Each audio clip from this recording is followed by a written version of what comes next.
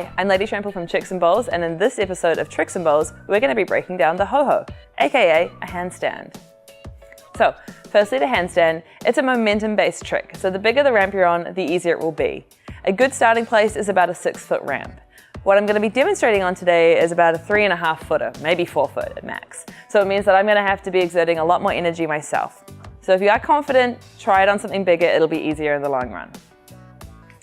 So the first thing that we're going to be thinking about is our body. I want us to think about pumping all the way down the first transition, continuing our pump all the way up the next transition so that we're really holding on to that momentum. Now, as you get towards the coping, you are going to swing your arms towards the coping and grab it. It's easier if you actually latch on to the coping with your hands and thumbs, it avoids slipping out, but you can also place your hands on the deck. Once we place our hands down, we are then going to pivot our body, staying compressed. This is really important. So stay compressed, pivot your body until your butt is hanging above your head. Then and only then are you going to extend your skates towards the sky. Now, the reason we want to wait is that if we're impatient and we kick out partway through that pivot, we're actually going to stop that momentum and you're going to end up with what we call a limp handstand. It happens to me all the time, and what happens is that I basically can't hold it.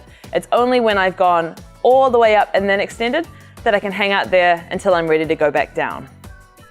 All right, so the way we're going to break this down, you are going to drop into the transition, pumping down, pumping back in, swinging your arms out, and that's it. Just get comfortable placing your hands on the coping. The next step is to practice pivoting your body up. So actually trying to find that moment where your butt is hanging above your head. See how long you can hold that. And then the final step, once you've gotten that on lockdown, is to then extend your body. Once you're there, you're in a ho-ho. So, compress, reach for the coping, stay compressed and pivot, extend, and then when you want to go back in, you're going to compress again, pivot your body back down, and place your skates back in your natural skating stance. There are a couple of other tips that are going to help with this. If you think about where you're looking, that's going to help give you really good form. If we're looking forwards when we're doing our handstand, that's going to give us the best form. You can absolutely look at your hands, but as you see, the second I start to look up, my back starts to arch. And then if I actually look behind me, which is a tendency that a lot of people have, or look in front of them where they were going originally, it's going to create a big arch in the back, which is actually going to give us more of a donkey kick style handstand. It's very hard to get completely vertical with that.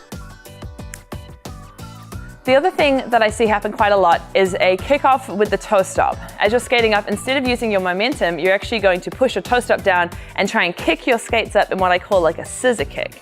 The problem with that is that our skates are really heavy, so are our bodies. I'm a bigger bodied skater, which means there's a lot of weight for me to try and get all the way from inside the transition to the top. It's going to be hard for me to get all the way vertical that way. So instead, if we think about compressing our bodies and then staying nice and tight all the way to here, we're going to have much stronger form, much better handstands.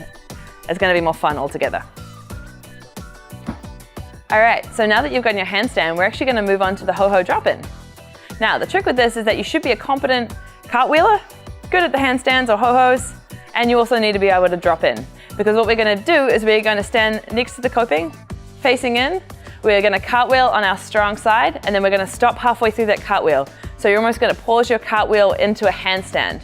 And from there, you are then going to compress and pivot and drop in.